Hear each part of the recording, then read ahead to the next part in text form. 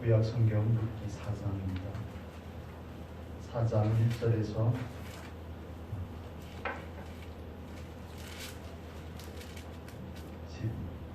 12절까지 읽겠습니다. 한 절씩 읽어보겠습니다. 룻기 4장 1절에서 12절입니다. 보아스가 성문에 올라가서 거기에 앉았더니 마침 보아스의 말하던 기업 물을 자가 지나는지라. 보아스가 그에게 이르되 아무여 이리로 와서 앉으라. 그가 와서 앉으매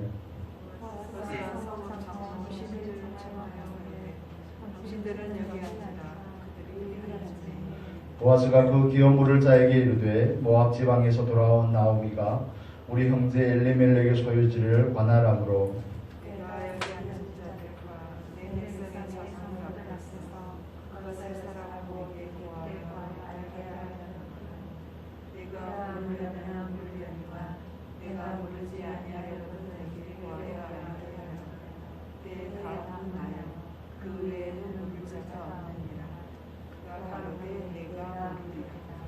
보아스가 가로되 네가 나오미의 손에서 그 밭을 산 날에 그 죽은 자의 아내 모압 여인 루색에서 사서 그 죽은 자의 기업을 그 이름으로 있게 하여야 할지니라.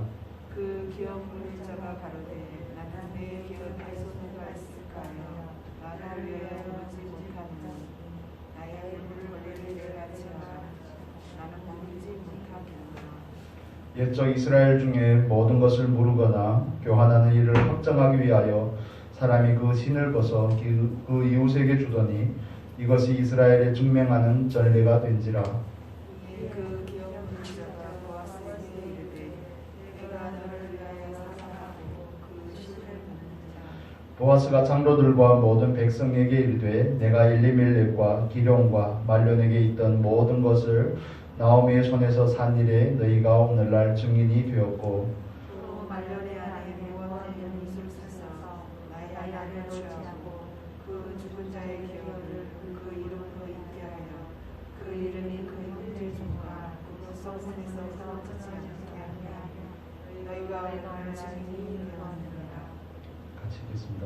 성문에 있는 모든 백성과 장로들이 가로되 우리가 증인이 되노니 여호와께서 네 집에 들어가는 여인으로 이스라엘 집을 세운 라헬, 레아 두 사람과 같게 하시고 너로 에브라스에서 유력하고 베들레헴에서 유명케 하시기를 원하며 여호와께서 이 소년 여자로 내게 후사를 주사 내 집으로 다말이 유다에게 낳아준 베레스의 집과 같게 하시기를 원하노라. 아멘.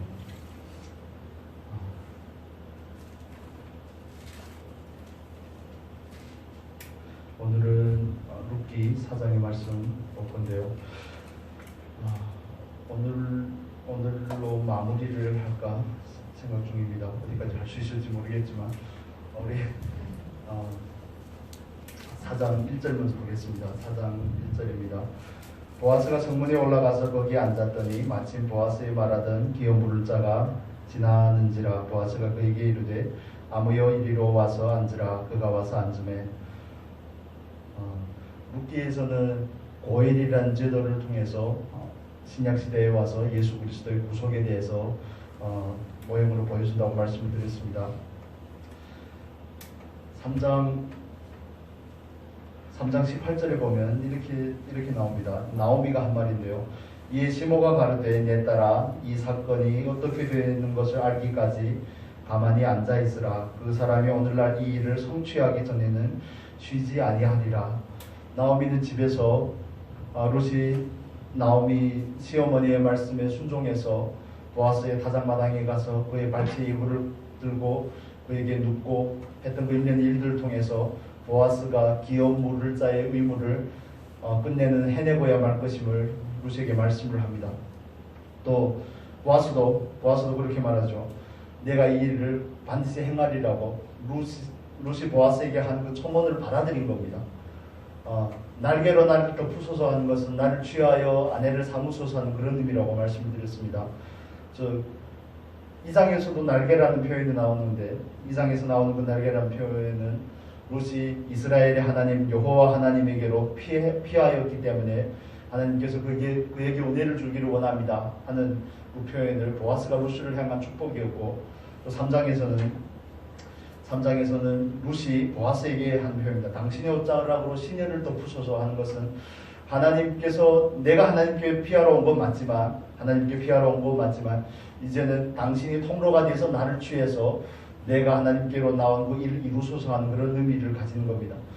그래서 나오미가 집에 있으면서 일정한 기간 동안, 우리가 나누었던 것처럼 일정한 기간 동안 밀추수를 끝내고 보리추수를 다 하기까지는 몇 개월이라는 시간이 걸리거든요. 그 시간을 통해서 하나님께서 보아스를 통해서 이 일을 성취하고 확정하실 것임에 대해서 마음의 확신을 가지고 룻에게 명령하고, 룻은 그대로 순종하고 보아스가 그 일을 구체적으로 진행해 가는 겁니다. 그래서 그 일을 이루기까지 보아스가 쉬지 않겠다고 나오미가 그렇게 말하는 거죠. 그런데 방금 우리가 읽은 4장 1절에서 보면 보아스가 성문에 올라가서 거기 앉았더니 마침 보아스가 말하던 기업 부를 자가 지나는지라. 기업 부르는 것은 우리식으로 말하면 천수가 가까운 사람부터 우선순위가 있는 겁니다. 그런데 보아스는 두 번째라 그랬죠. 보아스가 두 번째인데, 보아스가 룻에게 하는 말도 그렇습니다. 내가 귀여 물을 그 순위로는 두 번째이기 때문에 나 먼저 순위에 있는 그 사람이 무르지 않는다면, 당신의 엘리멜렉의 그 가족의 땅을 속하지 않는다면 내가 하겠지만 그 사람이 한다고 하면 나도 방법이 없습니다. 그런 표현이죠. 그런데 보아스가 하나님의 뜻을 따라서 그 일을 하고자 할 때, 여기서 나오는 표현이 2장에도 나오죠. 앉았더니 어떻다고요? 마침 2장 볼까요? 2장에도 똑같은 표현이 나오죠. 2장 3절입니다. 2장 4절입니다. 2장 4절에 보면 3절과 4절에 보면 룻이 가서 베는 자를 따라 밭에서 이삭을 줍는데 우연히 엘리멜렉의 친족 보아스에게 속한 밭에 이르렀더라.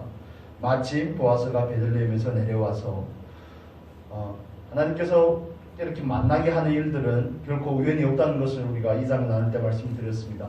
또 4장에 와서는 그 똑같은 단어를 원어적으로도 똑같은 단어인데 그 단어를 사용하면서 보아스가 하나님께서 말씀하신 그 말씀을 따라, 그 진리를 따라 행하고자 할 때 하나님께서 그 길을 열어주는 모습을 우리가 볼 수가 있습니다.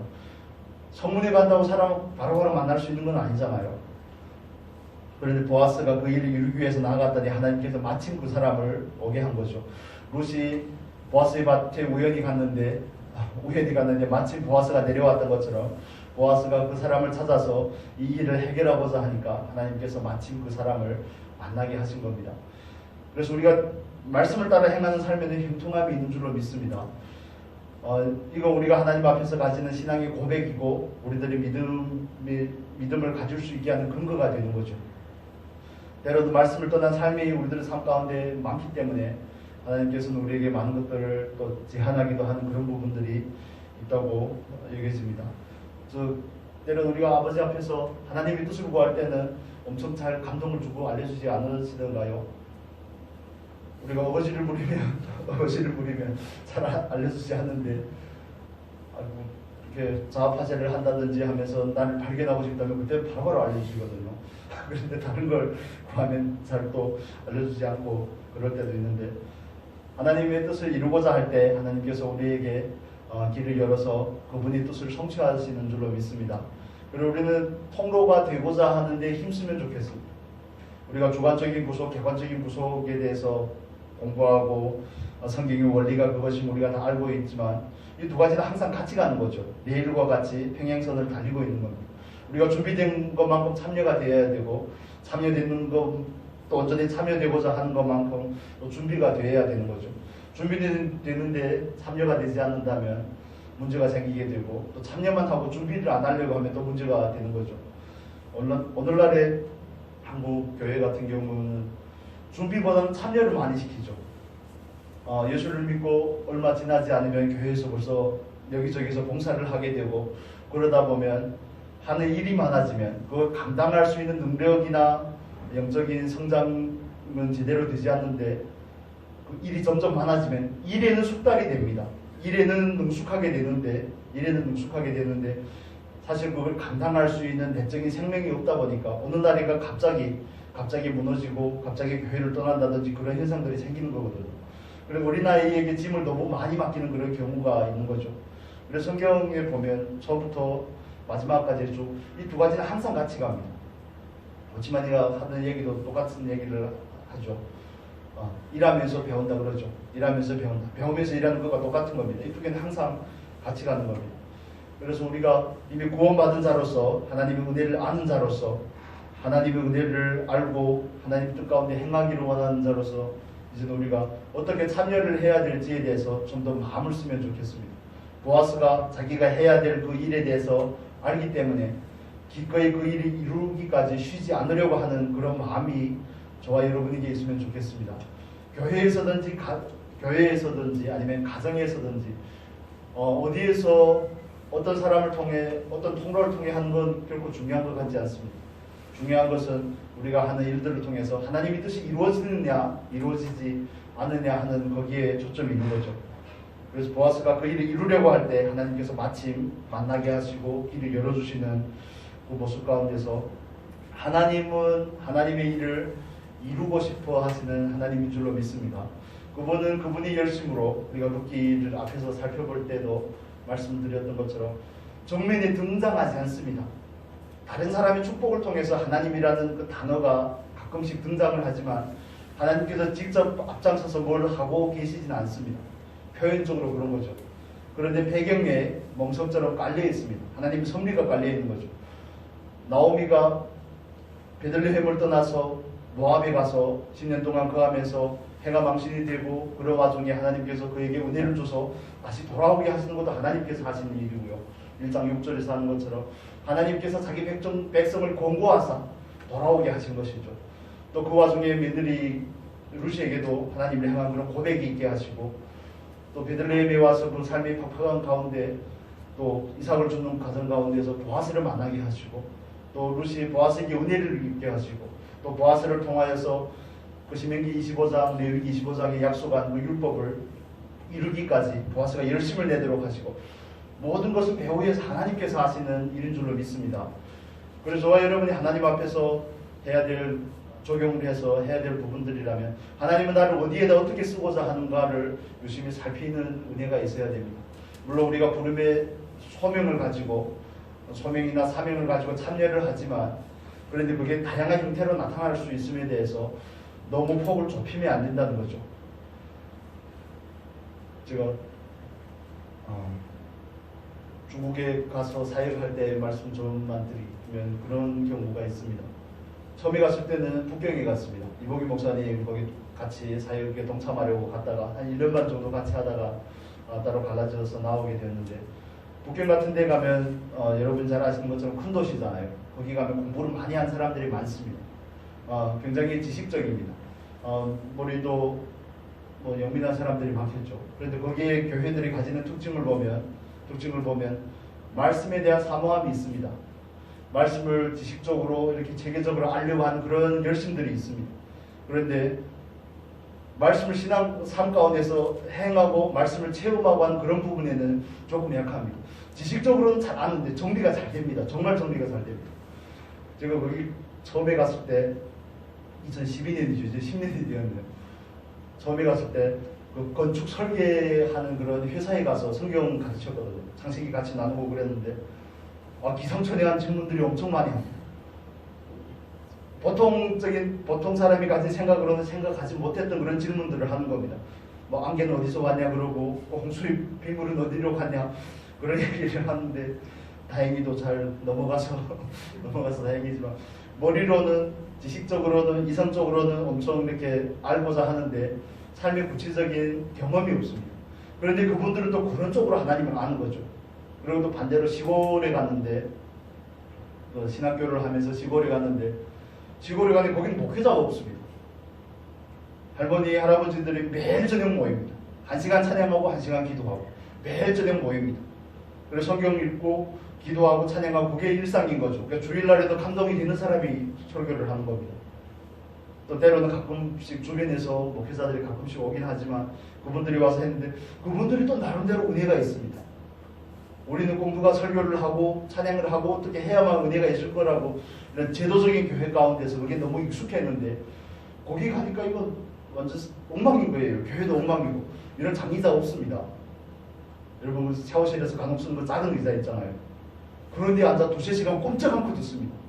아 진짜 존경스럽대요. 그런데 그런 와중에 은혜가 있다니까요. 나름대로 은혜가 있습니다. 근데 말씀에 대해서는 체계적으로 잘 알지도 못하는데 하나님께서 또 그분들이 이해할 수 있는 지각으로 그분들에게 말씀을 주시는 거예요. 지식적으로는 차근차근 정리가 잘 안 되는데 교리적인 부분이나 그런 부분들 체계적으로 정리가 잘 안 되는데 그들의 삶 가운데는 체험이 넘쳐납니다. 체험이 있습니다. 그래서 한번 가서 말씀을 이렇게 나누는데 1년에 목사를 한 번 보는 게 엄청 어려운 거예요. 그분들은. 우리는 뭐 맨날 보지만 한 번씩 만나는 게 굉장히 어려운 겁니다. 그래 한 번 가면 안 놔주려고 그러죠.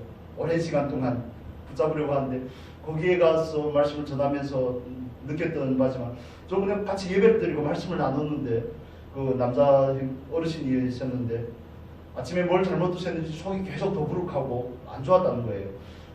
그러다가 오전에 말씀을 다 나누고 점심에 집에 갔다가 오면서 저한테 돈을 주는 거예요. 헌금이라고 돈을 주는 거예요. 왜 그러냐 하니까 말씀을 듣다가 이게 체했던 게 다 나았다는 거예요. 그런 식으로 그분들도 그런 식으로도 은혜를 받는 겁니다. 그래서 저는 예배라는 건 폼이 있어야 되고 찬양은 몇 분을 해야 되고 말씀을 어떻게 나눠야 되고 어떻게 진행을 하고 어떻게 전개를 하고 이런 신학교에서 배웠던 그런 것들이 아무 의미가 없다는 그런 생각이 드는 겁니다. 여러분 이해가 되십니까? 하나님은 우리가 가진 그 고성적인 틀을 벗어나서 얼마든지 일할 수 있는 분이심을 믿으시기를 바랍니다. 그래서 그분들 틀에다 가두려고 하는 게 어느 정도 성장한 사람들이 빠질 수 있는 함정입니다. 내가 경험한 그 통로를 통해서 그분만 받겠다는 거죠. 저희 장모님 같은 경우에는 꿈을 굉장히 잘 꿉니다. 근데 정확합니다. 잘 맞습니다.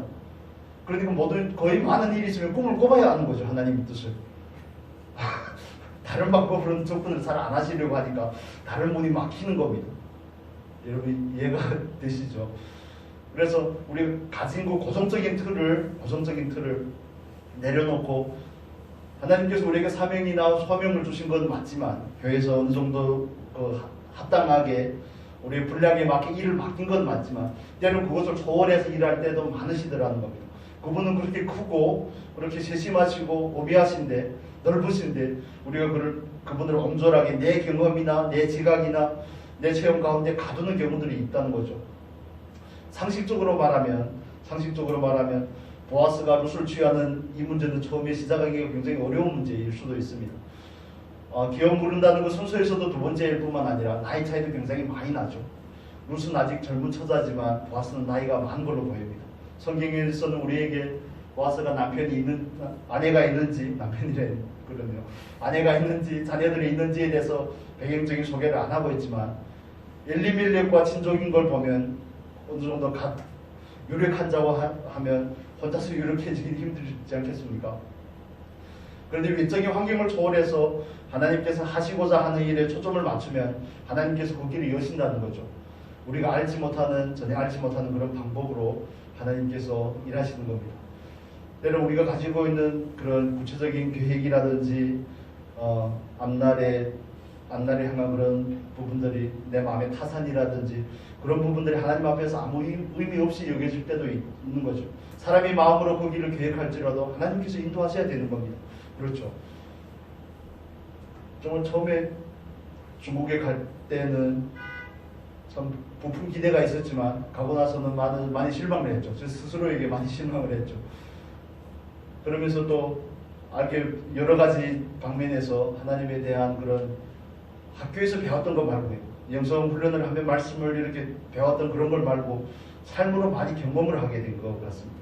내가 알고 있던 그 하나님이 폭이 굉장히 넓어진 것 같다는 그런 생각들을 하게 된 거죠. 여기저기 이사를 다니고 갑자기 또 우리 큰딸이 다치고 여기를 턱에 보면 자세히 보면 흉터가 있습니다. 갑자기 턱이 찢어졌는데 병원에 갈 돈은 없고 이거 꼬매려고 하니까 또 딸내미니까 또 아무 데 가서 꼬맬 수 없잖아요. 그래서 성형한 그런 데가 자꾸 가는 실로 꼬매려고 하다 보니까 돈이 너무 많이 드는데 주머니에 돈은 하나도 없고 그런데 그때마다 그때마다 하나님께서 적절하게, 넘치진 않지만 적절하게 은혜를 주는 그런 경험을 하면서 그 다음에 생긴 배짱이 뭔지 압니까? 어디 가도 살 수 있겠구나. 어디면 어떠랴. 어디 가도 살 수 있겠구나. 그러니까 지식적으로 알고 있던 게 삶 가운데서 조금씩 체험이 되는 거죠. 다시 본문으로 돌아오면 그렇습니다. 우리가 하나님의 뜻에 참여하고자 할 때는 하나님께서 우리를 위해 길을 여실 줄로 믿습니다.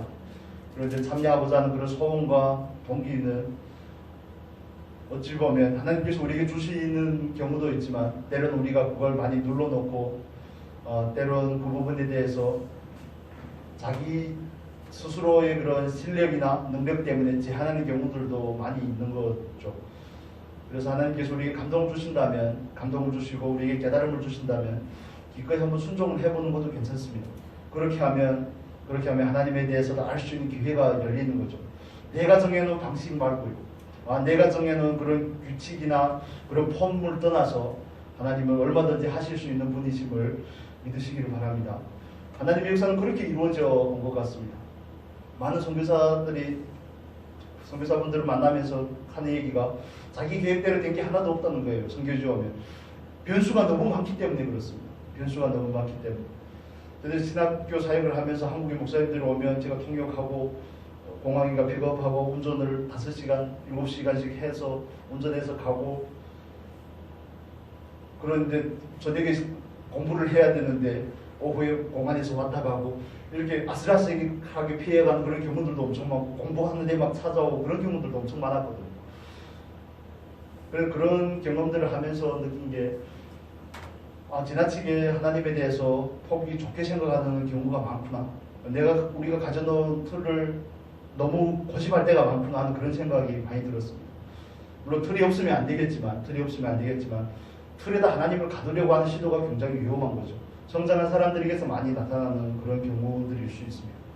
성장하지 않고 좀 미숙한 사람들은 하나님을 알기에도 바쁜데 그런 실수를 안 하는 거죠.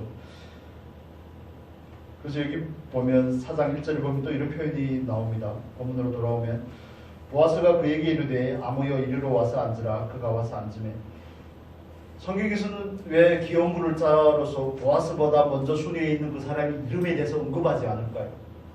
이게 아무여라는 것은 전라도식으로는 어떻게 말합니까?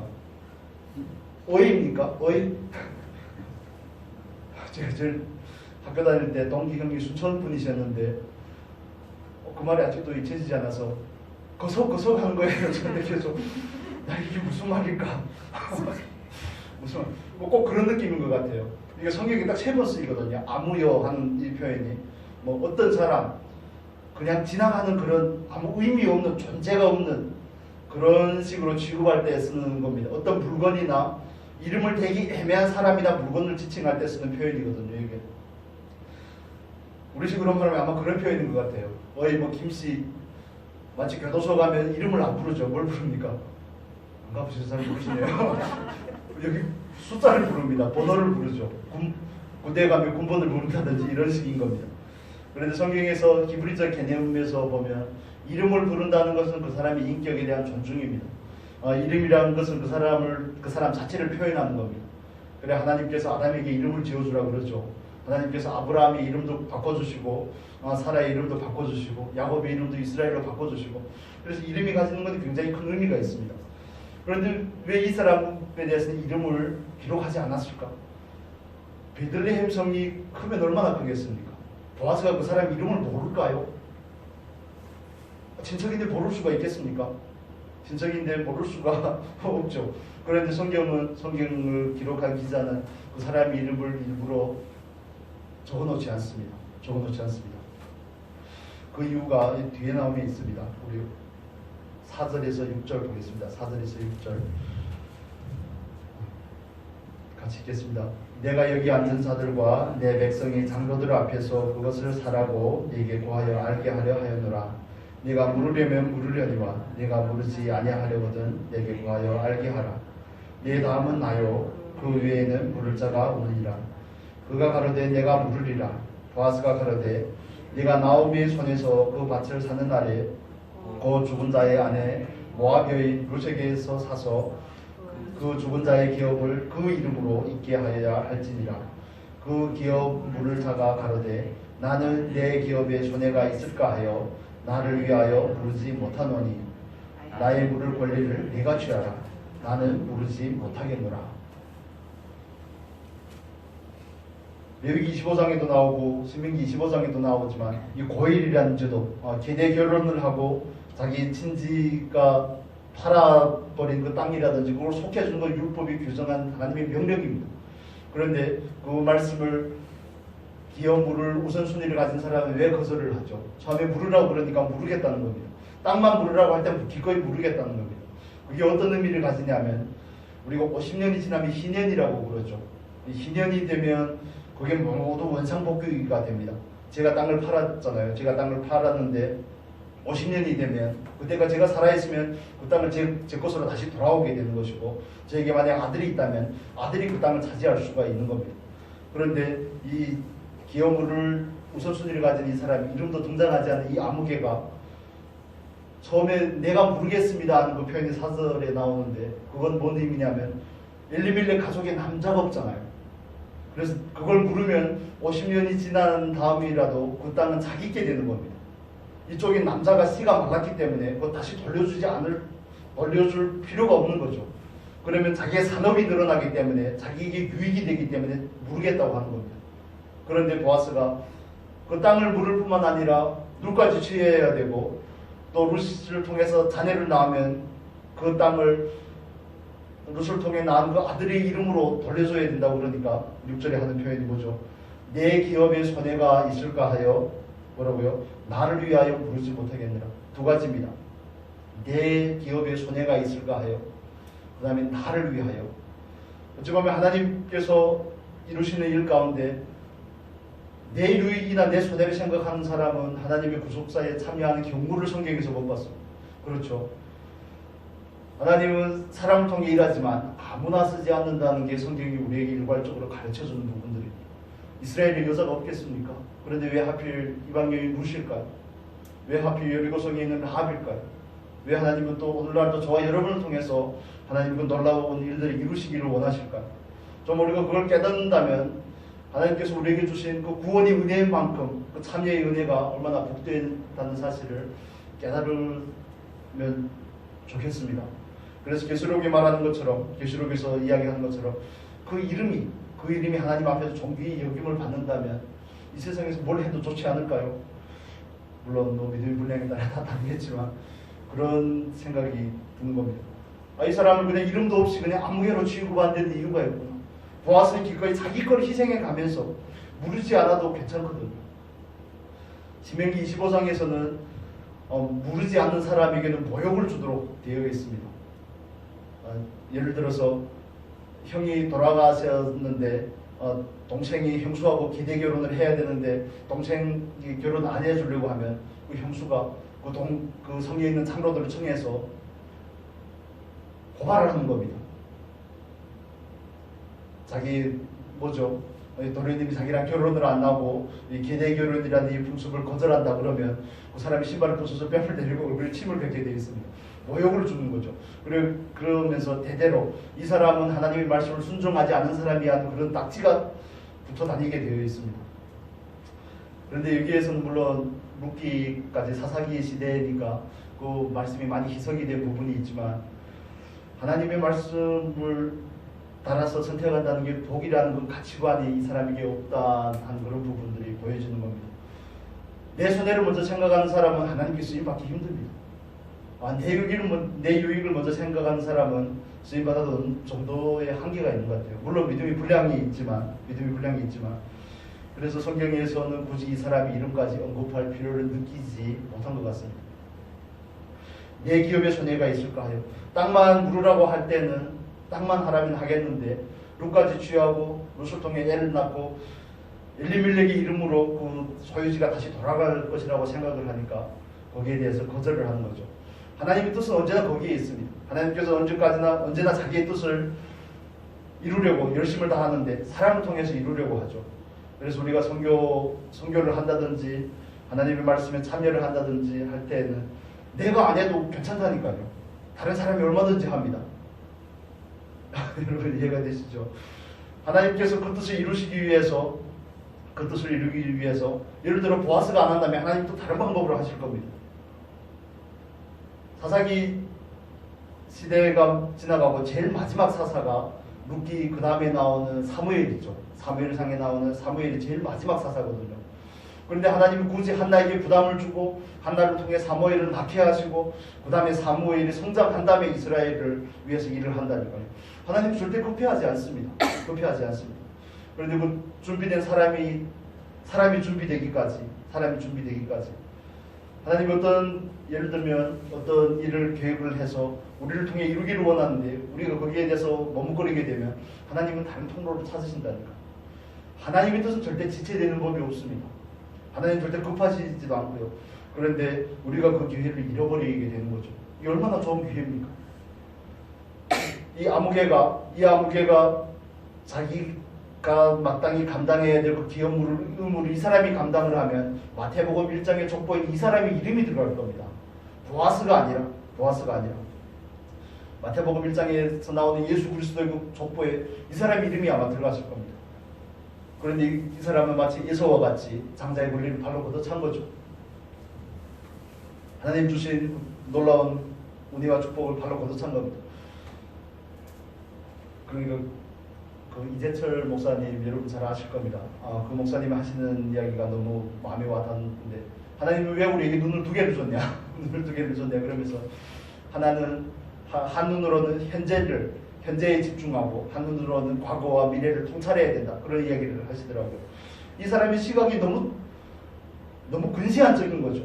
오늘의 손해, 오늘 내가 가질 그 피해만 생각을 하다 보니까 멀리 내다볼 수가 없는 겁니다. 우리도 마찬가지인 것 같습니다. 지금 내가 희생할 그런 부분에 초점을 맞추면 하나님의 뜻이 이루어지는 데까지는 우리들의 지각이 미치지 못할 수가 있는 거죠. 우리는 하나님의 뜻에 관심을 가져야 되는 줄로 믿습니다. 우리가 살아가는 하루하루의 시간들이 작은 점들이지만 이 시간이 모여지면 한 달이 되고 1년이 되고 인생이 되고 역사가 되고 하나님의 나라가 된다니까요. 이런 전체적인 큰 틀 안에서 보면 우리가 하는 작은 선택들이 아무것도 아닌 것처럼 보이지만 예수가 배고픈데 야곱이 죽을 가지고 꼬시든 말든 그게 뭔 상관이겠습니까? 그때 당시에 예수의 심정으로 배고플 때면 정말 돌이라도 씹어 먹을 것 같은 그런 기세인데 그 혈기왕성한 예수에게 있어서 팥죽보다 장자 권리가 절대 중요할 리가 없죠. 그 순간만큼은. 그런데 신약 성경에서는 예수를 미련한 자라고 육체의 충동을 어기지 못해서 장자의 권리를 포기한 미련한 자라고 표현을 하는 거죠. 오늘 본문에 나오는 이 아무개도 마찬가지인 겁니다. 우리가 하나님 안에서 하나님 뜻 안에서 좀 넓은 시야를 가질 수 있기를 바랍니다. 이건 믿음의 눈으로 바라보는 겁니다. 우리 히브리서 11장 볼까요? 히브리서 11장 보겠습니다.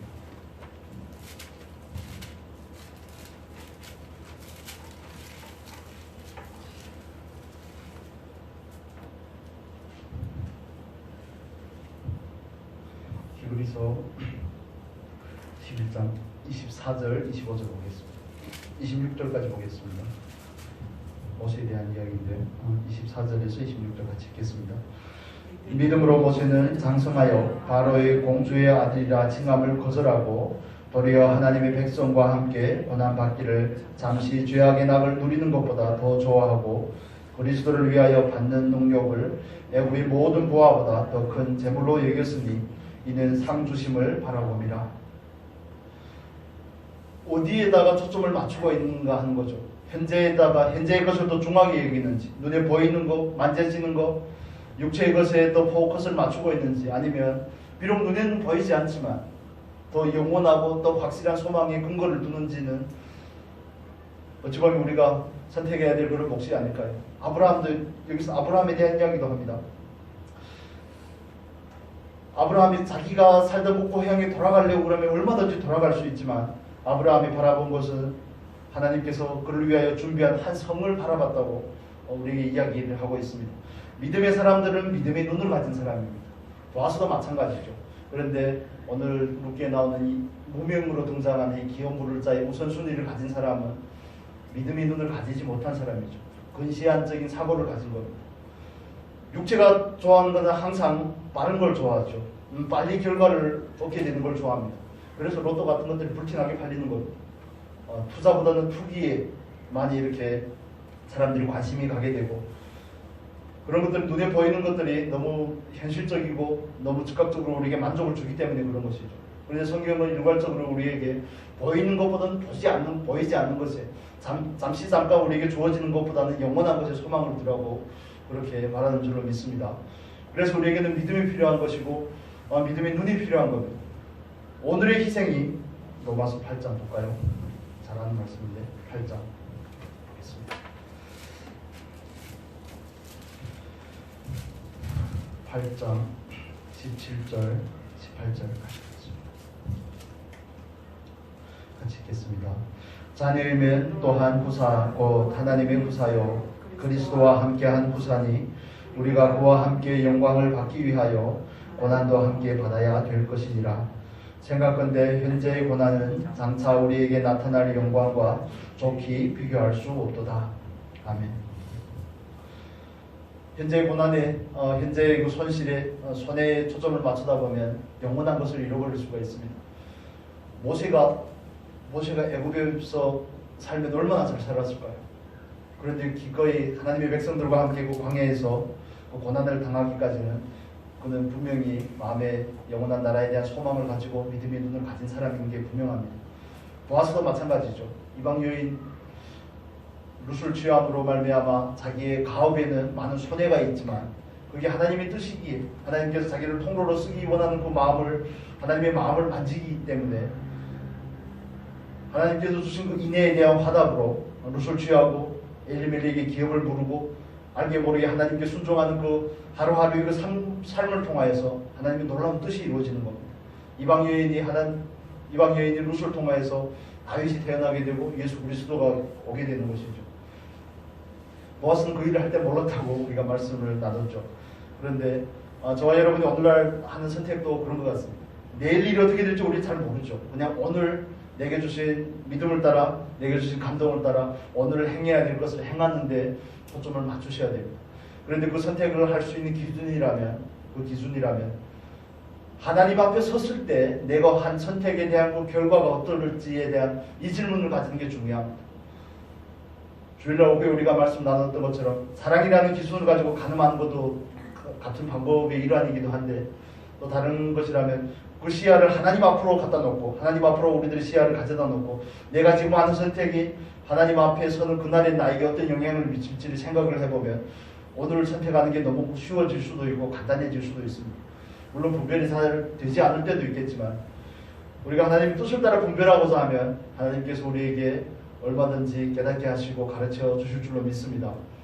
하나님 앞에 설 때 이 선택이 과연 어떤 결과를 초래할지를 생각을 하면 많은 부분에서 더 명료해지는 거죠. 더 간단해지고 심플해지는 겁니다. 왜냐하면 우리가 가진 그 마음의 소원은 우리가 잘 알기 때문에 그렇죠. 우리가 잘 알기 때문에 그렇습니다. 마지막으로 한 군데만 더 보겠습니다. 룻기에 돌아왔어요. 룻기에 돌아와서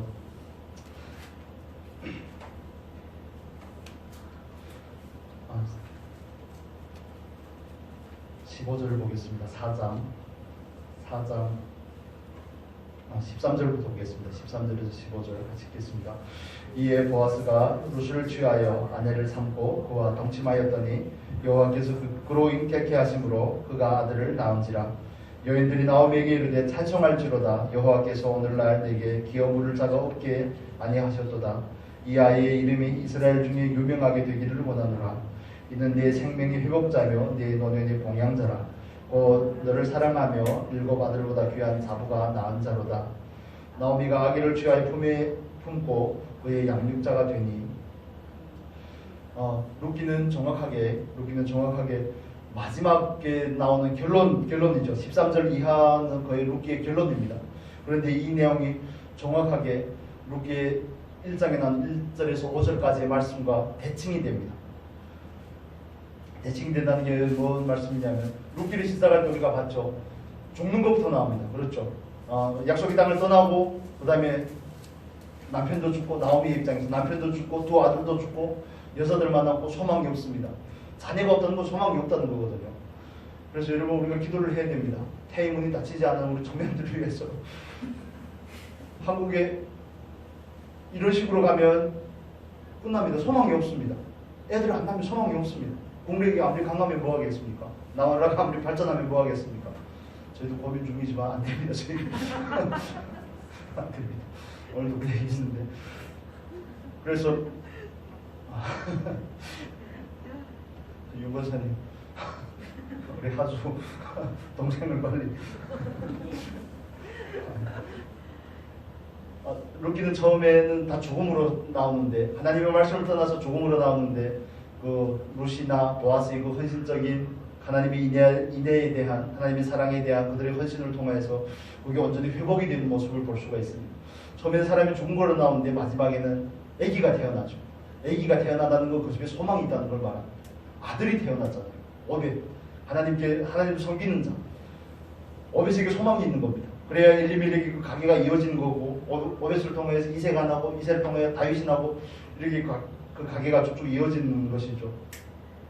이거 정확하게 대칭되는 구조를 보여주는데 저와 여러분이 그 신앙의 여정 가운데 적용을 하면 처음에는 우리가 예수를 떠나 하나님을 알지 못할 때는 죄와 사망 가운데 죽은 사람이었지만 하나님께서 예수를 통해서 이루셔서 우리를 온전하게 회복하고 우리에게 생명을 주신 것과 마찬가지 똑같은 그 구속의 원리를 우리에게 말씀해 주고 있는 겁니다.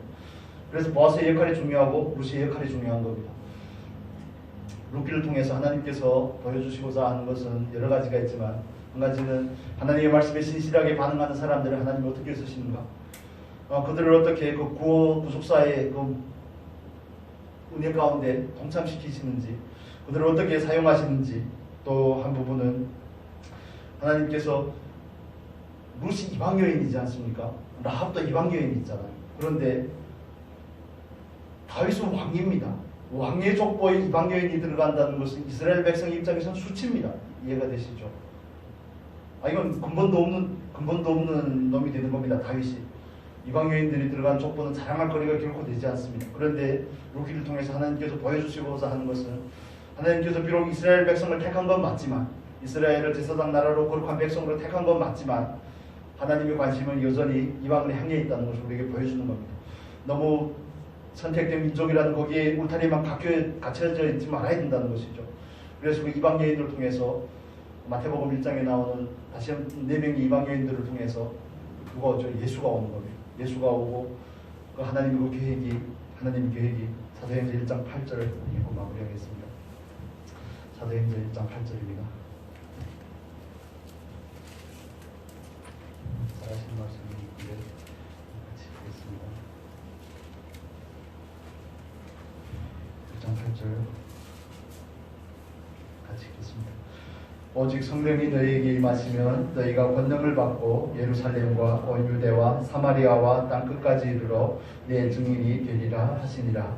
아멘. 하나님께서는 열방을 구원하는 데 하나님의 목적하심이 있습니다. 그래서 구약된 이스라엘을 선택한 것처럼 오늘날에는 저와 여러분을 먼저 선택해서 그 자리로 부르신 줄로 믿습니다. 우리를 제자 되게 하고 증인 되게 하는 그 삶으로 우리를 초청하신 것이죠. 엘리멜렉이 가족이 회복하기 위해서 룻이 필요했고 보아스가 필요했던 것처럼 오늘날도 하나님께서 이미 예비하신 그 영혼들을 향해 우리가 나아가서 그들에게 정말 복음을 올바르게 제시할 수 있는 그런 저와 여러분이 되고 또 우리 교회가 되면 좋겠습니다. 기도하겠습니다. 거룩하신 아버지 감사합니다. 아버지 우리를 부르셔서 자녀 삼으시고 아버지 또 우리를 주님을 따라가는 제자의 삶으로 준비시키시고 그 삶을 기꺼이 살아낼 수 있을 때까지 하나님께서 열심을 내시니 감사합니다.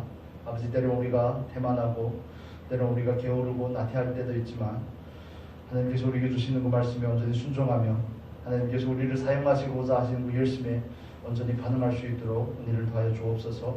하나님께서 이 세상을 온전히 구원하고 구속하고자 하는 그 놀라운 승리를 우리가 깨달아 하나님 말씀에 참여하기까지 기꺼이 달려가게 하여 주옵소서. 보아스가 기업으로 의무를 다하기까지 쉬지 아니한 것처럼 우리도 하나님 앞에 온전히 쓰임받고자 하는 그 일을 하기까지 온전히 쓰임받기까지 쉬지 아니하고 달려갈 수 있는 귀한 은혜를 더하여 주시옵소서. 아버지 룻과 보아스의 헌신적인 사랑을 통해 한 가정이 회복이 되고 또 그 놀라운 족보를 통해 예수 그리스도가 오게 하시는 그 놀라운 선비를 우리가 봅니다. 아버지 오늘도 우리가 하나님 말씀에 순종하며 그 뜻 가운데 언제나 참여할 수 있도록 축복하여 주옵소서.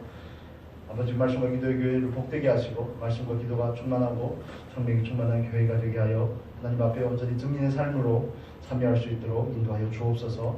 이 시간도 감사합니다.